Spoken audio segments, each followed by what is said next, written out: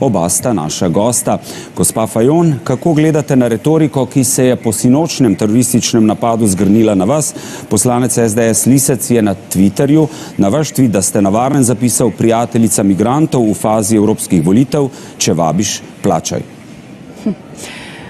Ja, mene zelo skrbi tak sovražni govor, veliko teh kritik, plaz se je vsul na socialnih omrežjih, ki je zelo navaren, vnaša nek razdor v družbo. Jaz mislim, da se tovrstni desničarski populisti, tudi nekateri mediji v Sloveniji obnašajo zelo neodgovorno. Jaz bi pozvala vse, da se dejansko vzdržijo takih agresivnih komentarjev na socialnih omrežjih, ker se morda ne zavedajo, kakšno odgovornost nosijo, dokler se mogoče ne bo komu kaj zgodilo, ali pa ne bodo mogli več obvladovati razmer. Tu gre dejansko, danes je Francija v šoku, pretresena je in jaz mislim, to smo tudi pokazali z našim delom v Evropskem parlamentu. Ni nas strah, ampak takšni komentarji, tudi grožnje s smrtjo, ki sem jih dobila, niso na mestu in mislim jih tudi prijaviti policiji. Gospod Zver, se strinjate s takšno retoriko vašega poslanskega kolega iz Slovenije, Tomaža Lisca, ki gospej Fajonovi, ki pravi, ne smemo stigmatizirati vseh migrantov, očita, da je njihova prijateljica in če vabiš, plačaj? No, jaz tega ne bi komentiral. Je pa res, da je kolegica Fajonova dostikrat prav tako z dokaj radikalno levimi stališči izvala medijsko sceno, zlasti tisto na družabnih omrežjih.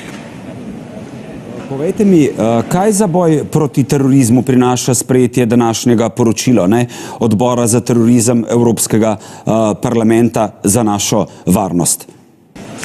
Glejte, najprej izjave kogarkoli v Sloveniji, da podpiram to tudi, kar je kolega rekel, nezakonite migracije so tako že, ne bi rekla samo zmotne, že smešne, in če kdo temu naseda, jaz sem mogoče edina poslanka, ki se dejansko ukvarja z zakonodajo v Evropskem parlamentu, ki skuša urejevati migracije. To je prvo. Drugo, kar je, sedim v odboru za boj proti terorizmu. Mi smo danes sprejeli obsežno poročilo, kjer smo predlagali vrsto ukrepov. Dobro leto smo se ukvarjali stroko z nacionalno zakonodajo, pregledovali, kaj je bolje narediti. Bistveno je, da bi izboljšali sodelovanje, predvsem varnostno-obveščevalnih služb, sledenje, financiranje terorizma, zaščitili žrtve. Tu je mogoče veliko več narediti in gre za obsežno delo. Vprašanje je, kaj bodo naredile zdaj nacionalne vlade. Vesela pa sem, da predvsem skrbimo za varnost na eni strani naših državljanov in ne ustvarjamo s populizmom strahu, ne hujskamo, se ne maščujemo in ne delamo še večje škode v družbi. Se tukaj z gospo Fajonovo jaz komentiram, da danes smo sprejeli zelo pomembno poročilo, ki je dokaj jasno.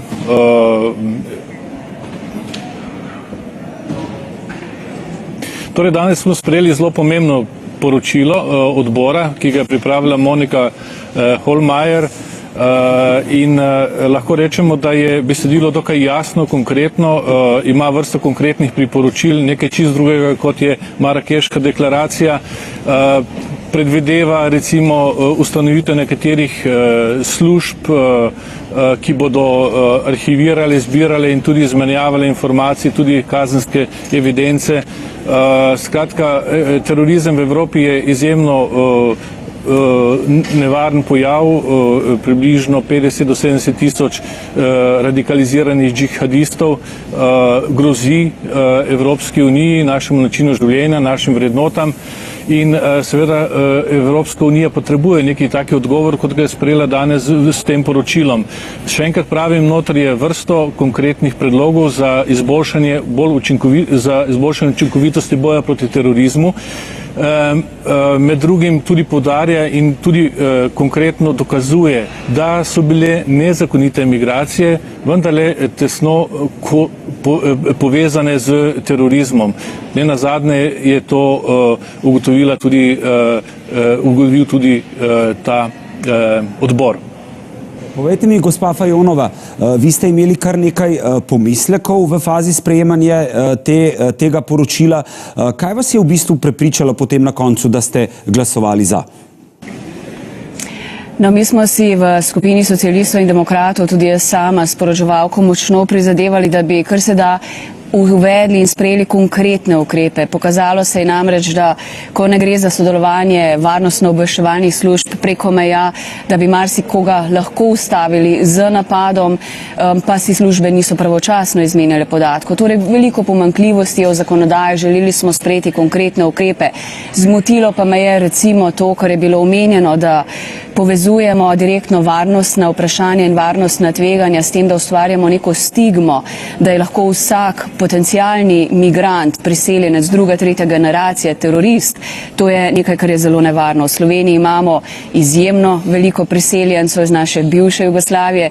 Zdaj, da bi kar vsakemu rekli, da je terorist, se mi zdi, da ustvarjamo velike posledice in škodo v družbi. Tako da skušali smo preprečiti, izboljšati besedilo, mislim, da v velike mere smo ga, je pa to delo, ki se bo zdaj nadaljevalo. Varnost je velika skrb, predvsem, da delamo na eni strani za urejene migracije, za neko solidarnost, neko humanost, na drugi strani pa tudi za varne zunanje evropske meje, kjer smo uspeli v zadnjem letu sprejeti vrsto ukrepov. Torej, nihče ni želel zapisati, da so vsi migranti potencialni teroristi. To ni, to je malo za lase privlečeno. Je pa res, da ste poskušali, zlasti vi, ne vsa levica, marsikje omeščati besedilo in ga narediti nedoločnega. Recimo, vi ste predlagali, naj ne imenujemo Al-Kaide, ISIS-a, Daesha, ampak ste hoteli eno drugo formulacijo teroristične organizacije. Tam, kjer sem jaz predlagal mošeje, da se ne bi financirale iz tujine, ste vi predlagali nekatere verske objekte in podobno. Čemu? Besedilo, kot je bilo pripravljeno, je bilo dokaj konkretno, jasno in ste ga hoteli na nekaterih točkah močno omehčati, kar bi seveda imelo tudi določene posledice pri pripravi platform boja proti terorizmu. Za konec, čisto, če vas prvo razumem, pa sta oba zadovoljna, da je danes Evropski parlament sprejel takšno poročilo. Zadovoljna sva seveda, jaz sem zadovoljna osebno s tem, da imamo to poročilo, sicer je nezavezujoče, večkrat se je praksa pokazala, da smo sprejeli vrsto ukrepov, vrsto predlogov, pa potem nacionalne države niso veliko uvedle v svojo nacionalno zakonodajo. Še enkrat pa bi želela povedati, varnost seveda je pomembna, ampak ne na račun, če bomo mi skušali stigmatizirati ali napadati, marginalizirati že tako skupine, ki so ranljive, potem s tem ne bomo preprečili terorizma. To se je pokazalo tudi danes. Človek, ki je včeraj streljal na ulicah, je znan policiji, je kriminalec, je rojen v Strasbourgu. Prvi zapisi zjutraj in po noči v medijih so bili, da je to islamski fundamentalist in tu mislim, da se moramo vsi zamisliti nad takšnim poročanjem. No, jaz sem vesel, da je v poročilu ostalo nekaj pomembnih pričakovanj, recimo tudi to, da bo še naprej v Evropski komisiji komisar za varnost, kar leva polovica parlamenta ni podpirala. Prav tako bomo verjetno dobili stalni odbor za boj proti terorizmu.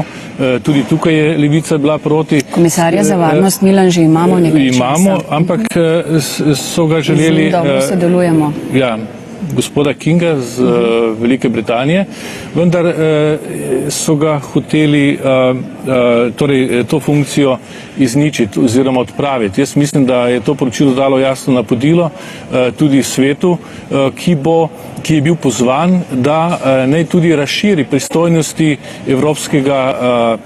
evropskega tožilca tudi na področju boja proti terorizmu. Najlepša hvala obema, da sta bila naša gosta.